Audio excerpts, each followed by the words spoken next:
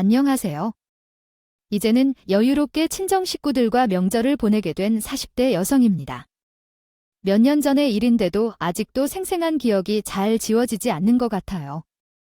이제는 명절이나 제사와 관련이 없는 삶을 살고 있지만 결혼했을 때는 명절이 중요했었죠. 요즘 명절에 관한 뉴스를 보면 연휴를 이용해 여행을 떠나는 등의 기사를 볼 때가 있는데 제 친구들의 이야기를 들으면 그것 역시 보편적인 삶은 아니라고 생각해요. 예전의 결혼 생활을 떠올리면 명절은 힘든 시간이었던 기억이 남아요. 하지만 날과는 달리 추석은 손꼽아 기다렸었어요. 그때는 친정을 방문하는 것이 즐거운 시간으로 남았죠. 날이었다면 대부분 친정집이 멀다고 해도 땅끝 마을이나 제주도 정도였지만 저는 미국에 살았었어요. 그렇기에 한 번 움직이는 것이 쉽지 않았죠. 그래서 1년에 단 한 번 명절 때만 친정에 갈 수 있었어요. 그때마다 친정 식구들의 얼굴을 보고 오는 것이 1년 중 제일 행복한 기간이었던 것 같아요. 물론 어머님이 호락호락하게 보내주시진 않았어요. 아무래도 우리 두 사람만 간다고 해도 거리가 좀 있는 편이었기에 비행기 값만 300만 원이었어요. 그래서 시어머니는 추석 때만 되면 본인 아들 허리가 쉰다고 걱정이 가득했지만 정작 허리가 휘건져였죠. 실제로 2번까지 병원에 다녀왔어요. 그때는 정말 1년에 한 번이었다. 1년 동안 추석을 기다렸어도 과언이 아닙니다. 당시에는 이를 알지 못했지만 병실에 누워 힘들게 고생하면서 지내야만 할 필요가 있는지 생각하며 깨닫게 되었습니다. 그 이후로는 평온하게 살고 있습니다. 저희 가족은 처음부터 미국에서 살았던 것이 아니었어요. 만약 저만 미국에서 살았다면 설날과 같은 명절은 존재하지 않았을 겁니다. 제 남동생은 한국에서 일했을 때 미국의 로펌에서 좋은 제안을 받게 되어 그 결과로 남동생이 미국으로 이동하게 되었습니다. 그 당시 저도 외국 회사를 다니면서 미국 출장을 자주 다녔기 때문에 한국에는 부모님만 계실 때가 많았습니다. 우리도 이번에 미국에 가서 살아볼까? 동생은 이미 거기서 자리를 잡았고 너도 계속 왔다 갔다 하니까 그것도 괜찮을 거야. 동생이 있는 지역으로 엄마와 아빠가 가서 살면 되니까 내 회사도 동생 로운 근처에 있어서 출장할 때마다 나랑 만날 수도 있겠지? 그러면 우리 집을 팔아서 거기에 적응 못할지도 모르는데 어떻게 팔아? 여기를 새로 산 다음에 가든가 하려고. 이번에 너가 나가면 보름은 안 온다고 하니까 그때는 아빠랑 데이트도 하고 놀러 다니면 돼. 다 큰 자식들도 없겠다. 이참에 늦둥이 하나 놔줘. 얘가 못하는 소리가 없어. 내가 애를 낳으면 너가 키워야 돼. 그건 그렇고 너는 만나는 남자가 없어. 언제 결혼하려고? 너 빨리 해놔야지. 나중에 되면 너만 힘들어. 남동생은 물론이지만 저도 미국을 자주 방문하는데 부모님도 미국에서 생활을 해보시길 원하시는 것 같았어요. 나쁘지 않은 생각 같아서 동생과 함께 친정 부모님께 집을 마련해 드리고 준비도 해드렸습니다. 동생이 로펌에서 일을 하고 있어서 비자 발급도 어렵지 않게 되었죠. 물론 일정 주기마다 갱신을 해야 하지만 저희 가족은 그렇게 미국에서의 삶을 시작했습니다. 그래서 제가 미국 출장이 잡히면 부모님을 만나러 갈 생각에 예전과는 다르게 설레기도 했어요. 다행히 친정 부모님께서 잘 적응하셔서 의도치 않게 제가 한국과 미국을 왕복하게 되었습니다. 친정 부모님은 한국에 나오시는 기간 동안에만 머물러 주셔서요. 친구들도 함께 보고 가족들과 좋은 시간을 보내시고 다시 미국으로 돌아가신 적도 있죠. 그때는 저가 한국에서 일을 할 때였어요.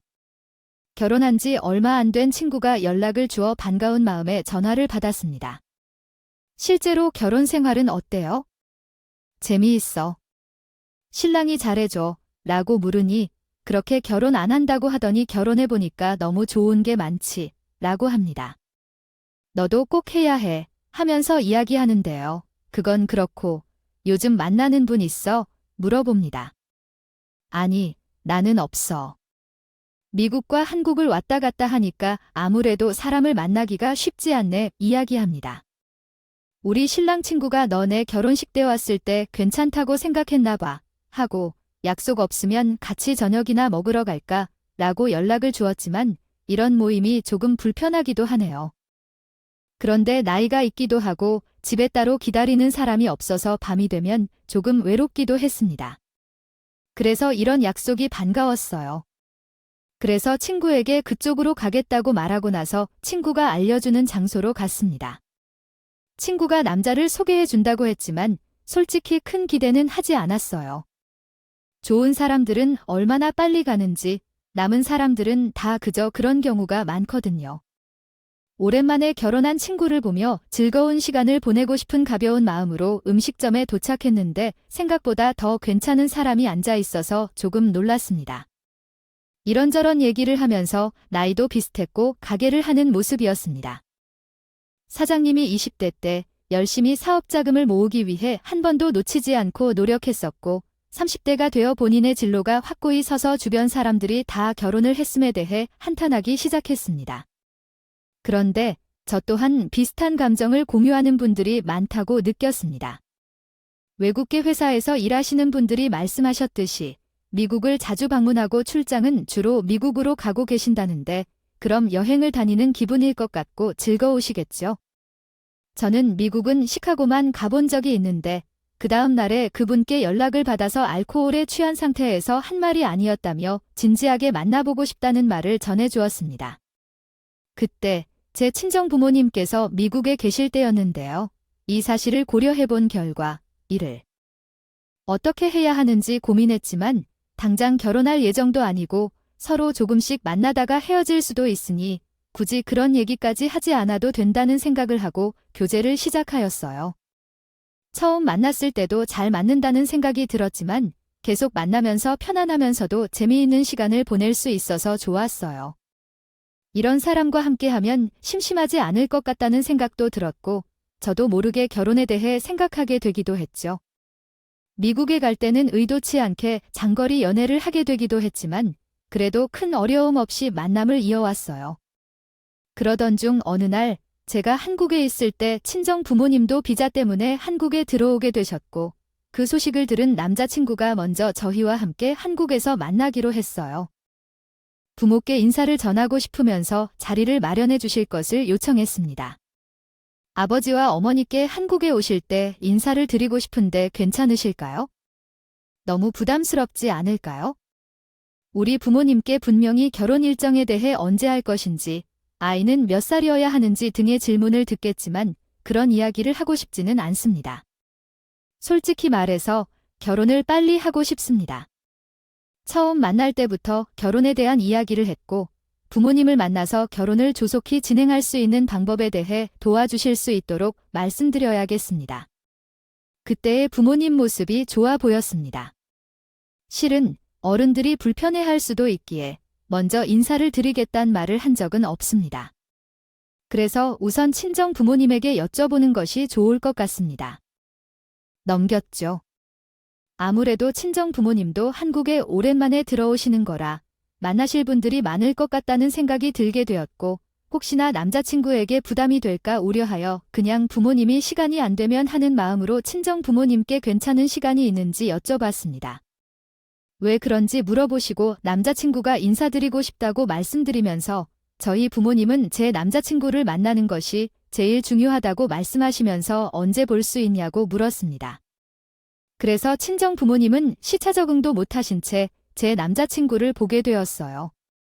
그러나 예상했던 것과는 다르게 남자친구가 분위기를 좋게 만들어 주었고 우리 친정 부모님도 너무 좋아하는 모습을 보며 고마운 마음이 들었고 또 한 번 남자친구가 정말 좋은 사람이라는 것을 느끼게 되었어요.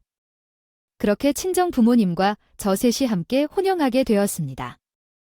있는 자리가 만들어지자 친정 엄마는 기다렸다는 듯이 결혼 이야기를 꺼내시 시작하셨어요.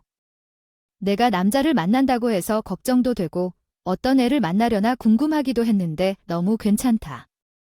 사실 먼저 만나자고 얘기할 거란 생각도 못했어. 나도 괜히 부담스러울 것 같아서 괜찮다고 했는데도 본인이 한국 오시니 인사드리고 싶다고 하길래 요즘 그런 애들이 어디여 어른들 어렵다고 하며 안 만나라고 하지? 엄마는 빨리 날 잡았으면 좋겠다. 우리 온 김에 상견례까지 하고 가면 딱 좋을 것 같은데. 무슨 상견례야? 나는 남자친구 부모님 뵌 적도 없어. 너는 여태까지 한국에 있으면 뭐. 너도 먼저 연락하느라 고생했어. 부모님을 만나서 인사드려야 하는데 고부 갈등 때문에 이혼하는 사람도 많아졌잖아. 동생이 결혼을 안 한다고 너무 신경을 쓰는데 너도 결혼해야 할 것 같아.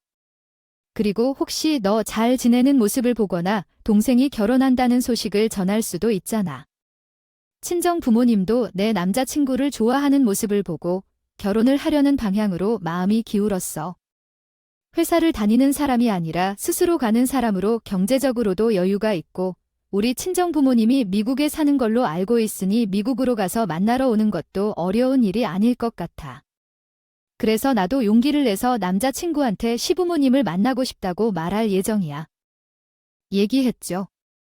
나도 어머님이랑 아버님을 뵙고 인사 한번 드리고 싶은데 괜찮으신 시간이 있으실 때 알려주세요. 그럼 어머님이랑 아버님이 한국에 계신 김에 상봉하는 건 어때? 3대 너무하지 않아요. 우리 벌써 사귄 지 반년도 넘었고 나이가 어린 것도 아니니까 결혼 준비하는 것도 좋을 것 같아서 따로 우리 부모님께 인사드리는 것보다는 상봉하는 자리가 더 편하지 않겠어요? 친정 엄마도 온 김에 상봉하려 했으면 좋겠다고 말씀하시긴 했지만 너무 급하게 하는 건 아닌가 싶은 생각이 들었어요. 근데 한편으로는 기회일 수 있겠다 생각이 들어 상봉 자리를 마련하게 됐죠. 양가 부모님들을 모시고 인사드리는 자리여서 긴장도 많이.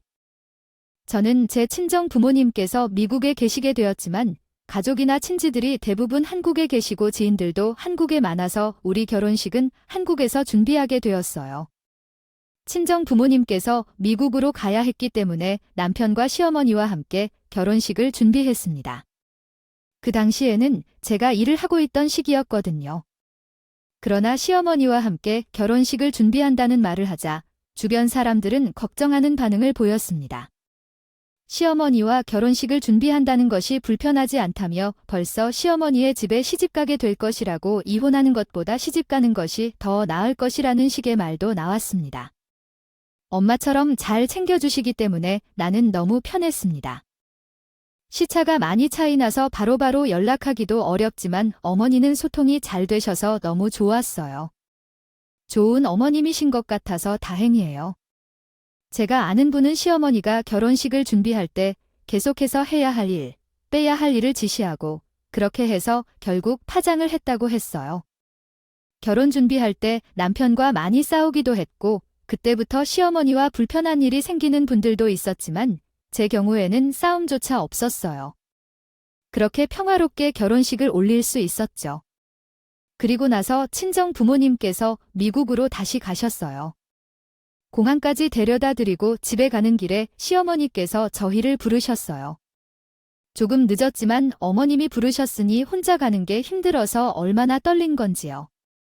얼굴만 봐도 건너오기로 결심한 채 시댁으로 향했습니다. 다른 것이 아니라 미리 얘기하는 게 서로에게 좋을 것 같아서 시어머니는 어려운 말씀을 꺼내는 것처럼 뜸을 들으시면서 제 표정을 살폈어요. 그리고 말씀을 이해하셨죠. 우리 집에 제사가 좀 있어요.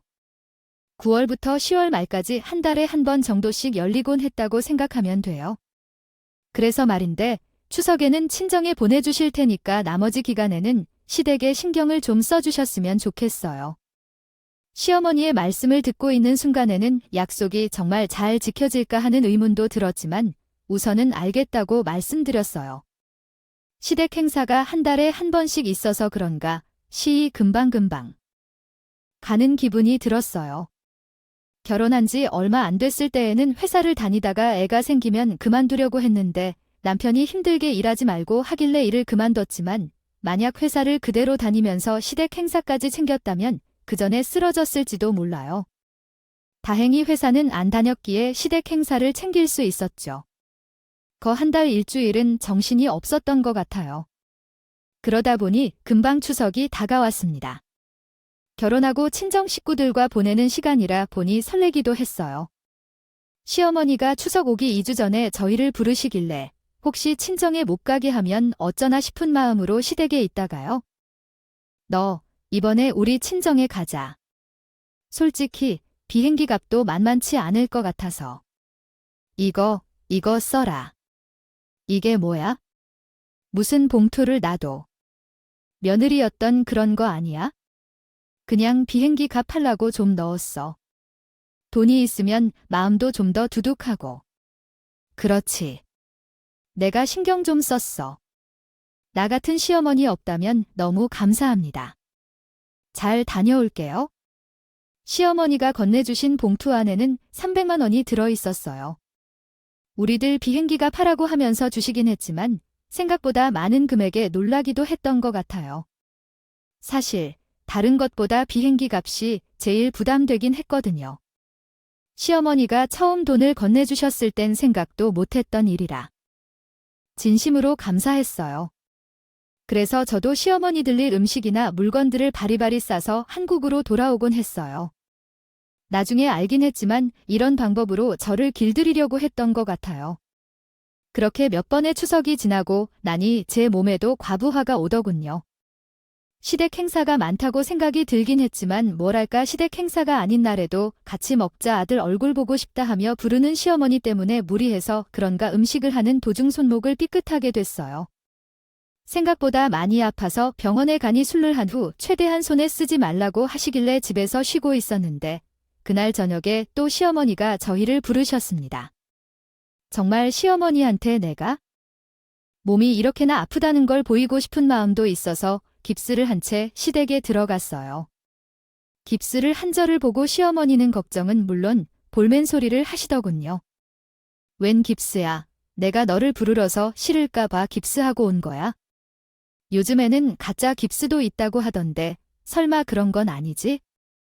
가짜를 입으면 병원 이름이 써 있을 리 없잖아. 언니님은 나를 시위하려고 부르셨어요. 그냥 저녁 먹자고 하셔서 넘어온 건데 아니 너가 나한테 시위하고 이렇게 하고 온 거야 하며 말하는 시어머니의 모습을 보며 어떻게 괜찮냐는 한마디 없이 비아냥거릴 수 있나 싶은 마음에 기분이 안 좋더군요. 내가 시댁 행사를 열심히 준비한 것도 이런 모습을 보고 되려 자기 보라고 일부러 하고 왔냐 식으로 생각하면서요. 해봤자 좋은 소리를 못 들으니 이제는 굳이 열심히 하지 말아야겠다는 생각이 들었어요. 이러한 사건 이후로는 시댁 행사가 있는 날에도 예전과는 다르게 제 몸을 챙기면서 일했었어요. 그 모습이 시어머니 눈에 띄었는지 어느 순간 너무 설랑설랑하는 거 아니냐고 하시며 거리긴 했지만 해도 좋은 소리를 못 듣는데 굳이 열심히 할 필요가 없다고 생각했어요. 설 명절에는 지방에서 올라오시는 시댁 식구들을 위해 음식을 차려주다 허리를 삐끗했는데 하루 종일 너무 아팠어요. 다음 날에는 걷는 것조차 힘들 정도였어요.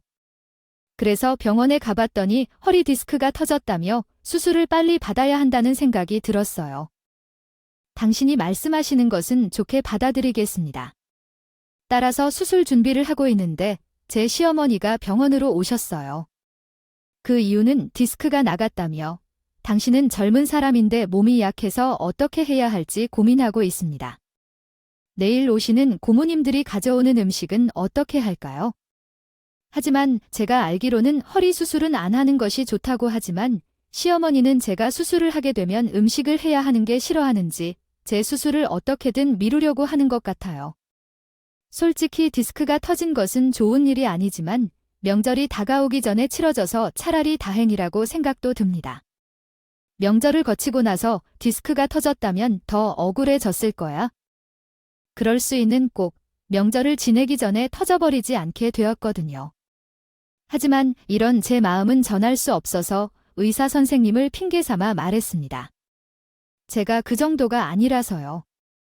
의사 선생님도 수술이 꼭 필요하다고 하셨어요.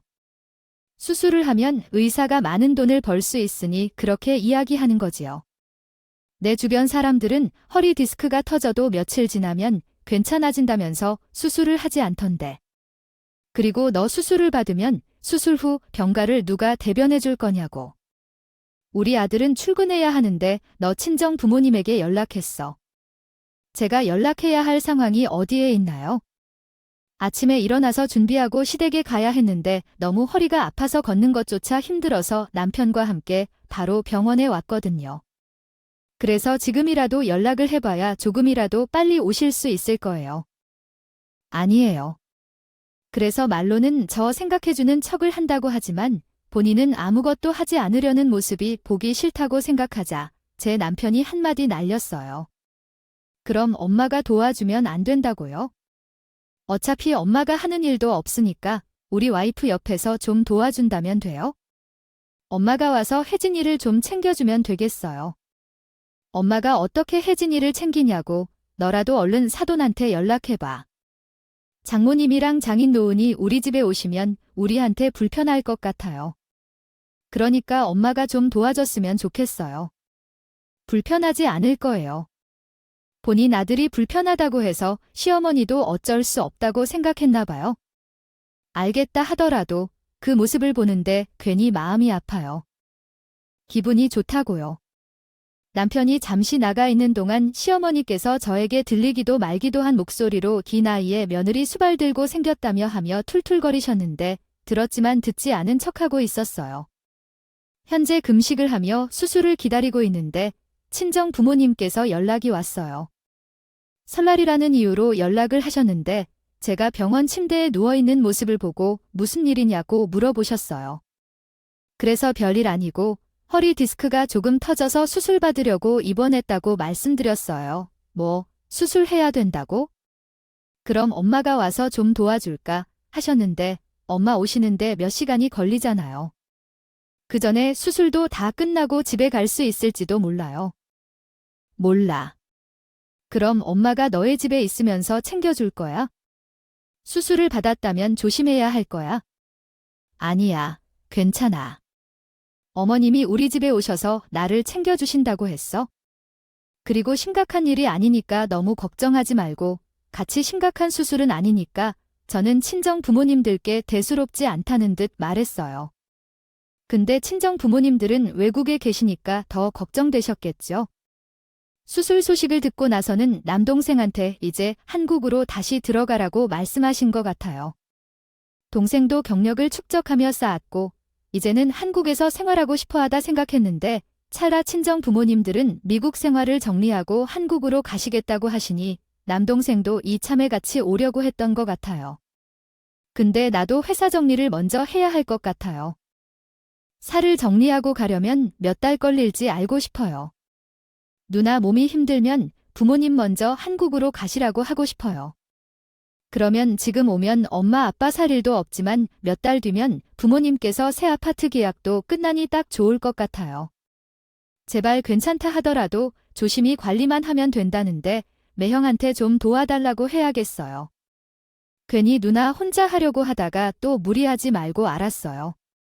너무 급하게 데려오라고 하지 말고 그래도 너와 엄마 아빠가 모두 한국으로 온다고 하니까 좋네요. 날짜가 정해지면 알려주세요. 수술하고 나서 몇 주는 힘들었는데 조금씩 회복이 시작되었어요. 시어머니는 며칠 전 저희 집에 오셔서 저를 챙기더니 일주일도 안 돼서 힘들어서 못하겠다며 알아서 하라고 하셨는데도 우리 집에 오지 않으셨어요. 당장 봐야 할 아이가 있는 것도 아니라 큰 불편함은 없는 것처럼 보였어요. 사실 허리 디스크는 꾸준히 관리하는 게 중요한 것 같아요. 한번 발생하면 계속되기 쉬운 것으로 알고 있어서 제가도 생활할 때 조심하려고 했어요. 그런데 어느 날 남편이 시댁 얘기를 냈어요. 이제 당신도 괜찮아졌으니 시댁에 가서 인사를 드리고 그러자 라고 하면서 우리 엄마가 당신을 걱정 많이 했어. 어머니가 우리 집에 며칠 오시다가 힘들어서 안 오신다고 했잖아요. 있으니 힘드셔서 그렇지만 그 이후로 전화해서 내가 잘 챙겨주어야 한다고 하셔서 얼마나 나를 볶았는데 괜찮아졌는지 많이? 남편이 저를 다이면 말하니 저도 한번 가봐야 되나 싶은 생각이 들었어요. 그런 제 모습을 보던 남편이 한마디 더 하더군요. 곧 있으면 장모님이랑 정인이 한국으로 들어오신다면 우리 부모님이랑 잘 지내는 모습 보여드려야 좋을 거 아니야. 솔직히 저도 친정 부모님 앞에서는 시댁어들이 나를 잘 챙겨준다고 말도 들으시댁이랑 잘 지낸다고 보여주고 싶은 마음에 남편을 따라 시댁으로 갔어요. 인사를 드리고 들어가는데 주방에 김장통이 쌓여 있는 거예요. 그걸 보는데 순간 어지러웠어. 야, 김장이 오늘이었어. 그래서 엄마가 자꾸 나한테 전화해서 말해준 거야? 나는 모르고 있었어.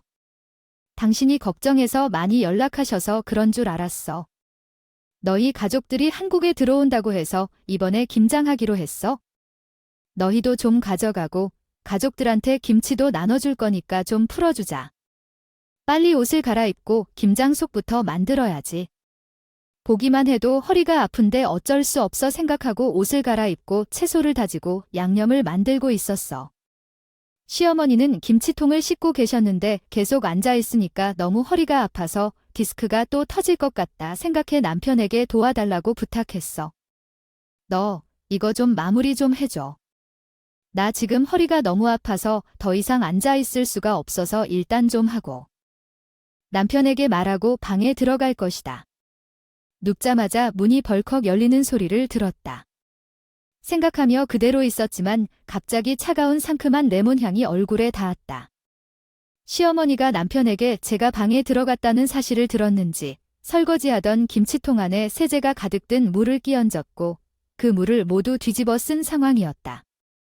갑자기 물을 맞아서 너무 놀란 마음에 벌떡 일어나려는데 허리에서 뚝 하는 소리가 났다. 그 사이에 시어머니는 나에게 호통을 쳤다. 지금 나를 보라고 쇼하는 거야?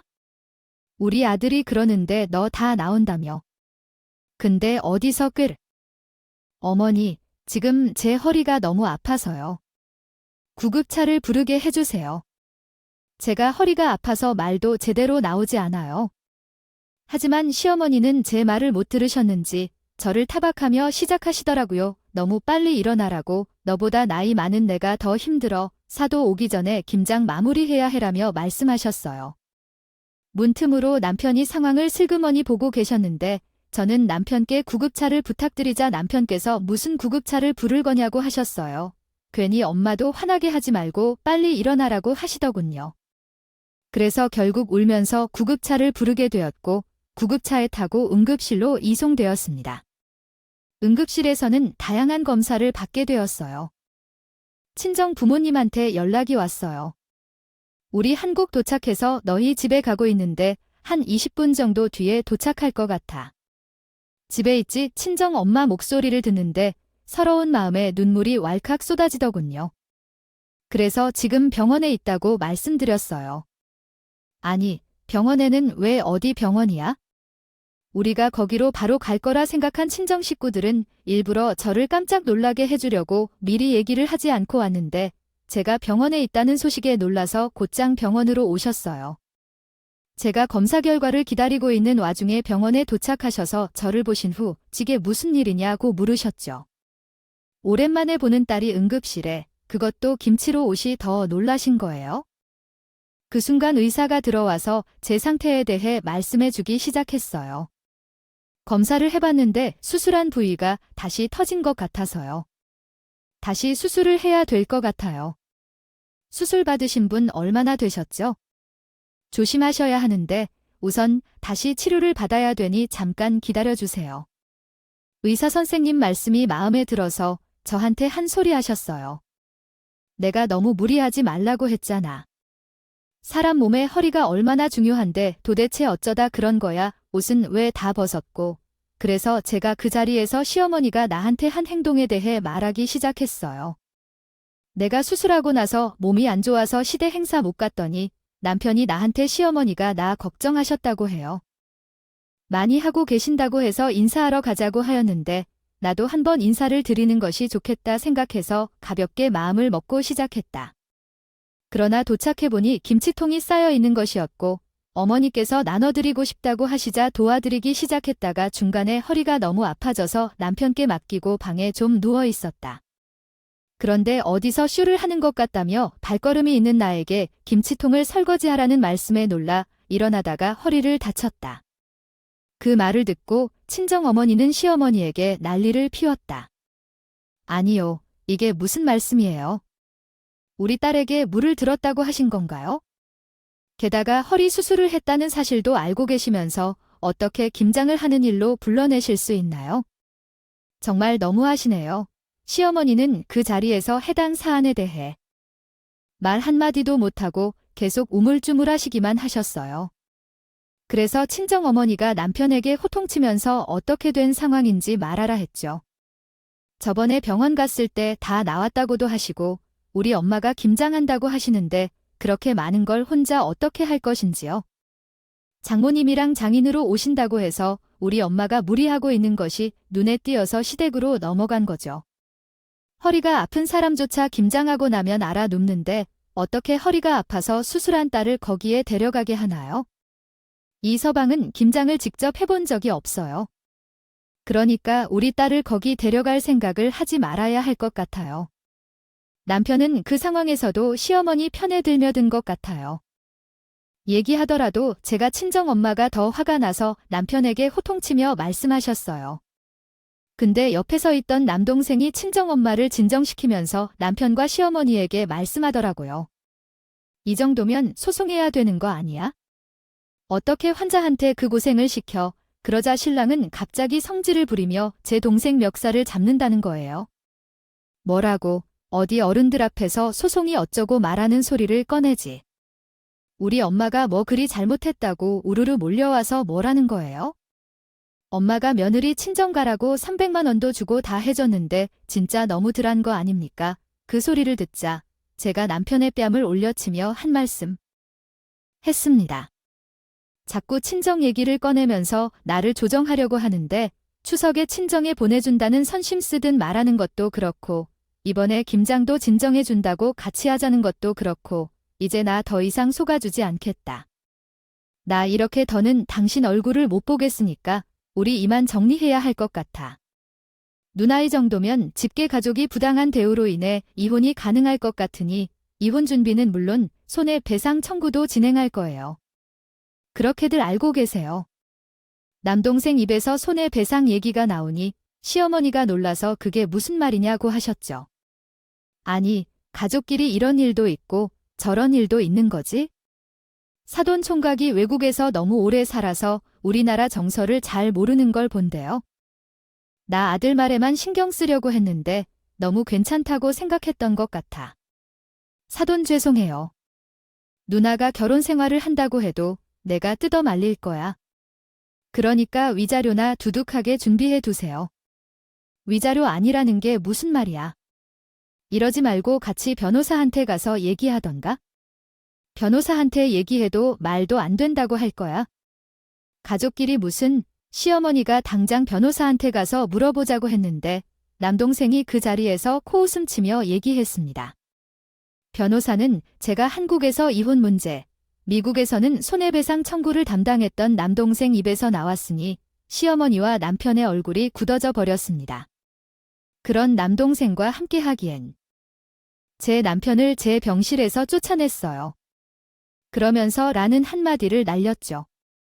그리고 남동생은 물론이고 친정 부모님이 왜 그렇게 미련하게 살았느냐고 제게 했는데 그 순간 나도 왜 이렇게 살고 있는지 생각이 번뜩 났어요. 남동생이 제 앞에서 누나 이혼시킬 거야 라는 말을 할 때만 하더라도 정말 이혼 생각은 없었거든요. 근데 친정 부모님이나 남동생이 제 때문에 속상해하는 모습을 보니 이 상황이 잘못됐구나 싶은 생각이 들었어요. 그래서 저도 마음을 굳게 먹었어요. 그 뒤로는 친정 부모님이 제 병간호를 도와주셨고 남동생이 제 이혼을 맡아서 해주는데 미안한 마음이 들어서 남동생에게 다른 변호사를 알아보라고 진행하겠다고 얘기했어요. 알아볼 테니까 내가 이렇게 안 도와줘도 돼. 괜히 너 신경 쓰게 한 것 같아서 미안하다. 다른 사람 찾아가면 나처럼 열심히 해줄 것 같아. 여태까지 누나 힘들었던 거 싹 다 돈으로 받아낼 거니까 걱정하지 마. 남동생이 자기가 알아서 한다고 하는데 참 든든하기도 하고 미안한 마음도 든다.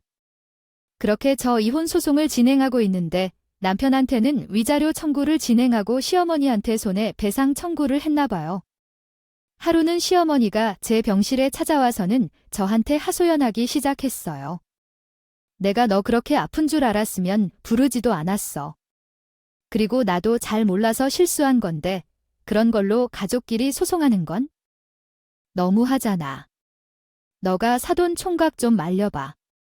저는 법 잘 몰라요. 법 잘하는 변호사 동생이 하는 대로 다 할 거예요. 내가 잘못했다고 이렇게 빌 테니 한 번만 넘어가 주면 안 되겠어. 우리 아들이 이혼하고 위자료 주는 것도 어려운데 나한테까지 돈을 달라고 할 수가 있어? 제발 그만해주면 안 될까? 시어머니는 미안하다고 빌었지만 제가 어떠한 대답도 해주지 않았어요. 그때 남동생이 병실로 와서 시어머니를 보게 됐죠. 시어머니는 제 남동생한테 자기가 생각이 짧았다고 하면서 한 번만 용서해주면 안 되냐고 빌기 시작했어요. 하지만 제 동생은 단호하게 이렇게 찾아오시면 다른 소장도 날려보낼 테니 각오하라고. 그 소리에 시어머니는 다시는 찾아오지 않을 테니 그러지 말라고 하면서 후다닥 제 병실을 나갔습니다. 그리고 몇 시간 뒤 시어머니가 남편에 대해 무엇을 했는지 연락이 왔습니다. 이렇게까지 해야겠어요. 어차피 당신과 나는 이혼할 건데 굳이 우리 엄마까지 이렇게 괴롭혀야 하겠어요. 엄마는 이제 알아놓았다. 다행히 엄마는 병원에 있지 않았다. 나는 너와 엄마 때문에 수술을 2번 받았어. 우리도 미안하다고 사과했잖아. 근데 굳이 이렇게 돈을 달라고 얼굴을 붉힐 필요가 있을까? 어차피 내게도 위자료를 달라고 했으니까 우리 엄마에게 보낸 소장은 취소해. 그러다가 우리 엄마도 병원에 가잖아. 어머님이 나를 힘들게 할 때마다 당신한테 힘들다고 말했잖아. 그때 당신이 나에게 어떤 도움을 주셨느냐고요? 어머니가 그렇게 하는 이유를 생각해서 나를 너무 나쁘게 생각하지 말라고 부탁했지. 나만 참고 있으라고 했어. 나도 지금 내 동생이 모든 것을 해주고 있는데 내가 도와줄 수 있는 게 없어서 어딘가 당신도 참아보세요. 변호사 남동생을 둔 게 이렇게 든든한 것인 줄 처음 알았어요. 사실 결혼 생활을 오래 한 적이 없어요. 약 5년밖에 안 되었죠. 그런데 유책 배우자인 남편과 남편의 직계 가족인 시어머니로 조직되어 있어서 이혼도 쉽게 할 수 있었고 시어머니에게 손해배상금을 받았어요.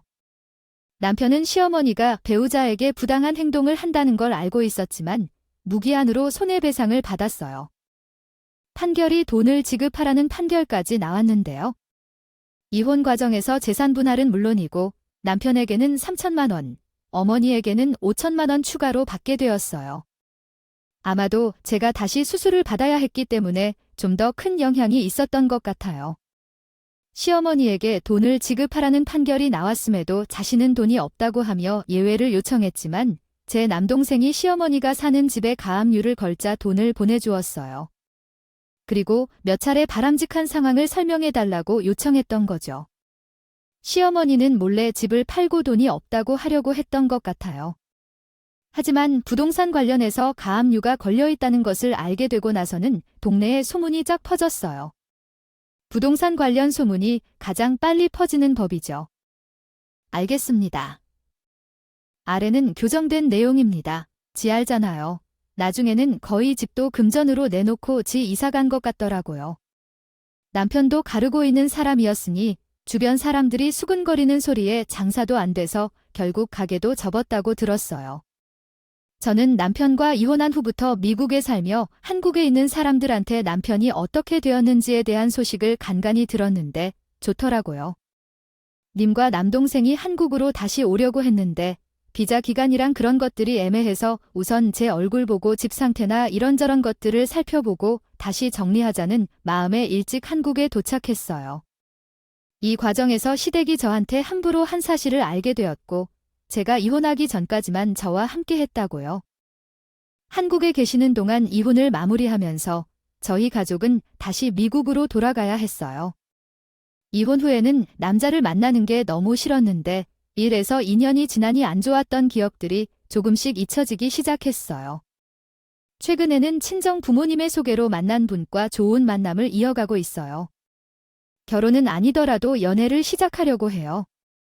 제 이야기를 들어주신 분들께 감사드리며 마무리하겠습니다. 오늘도 저희 채널에 와주셔서 감사드립니다.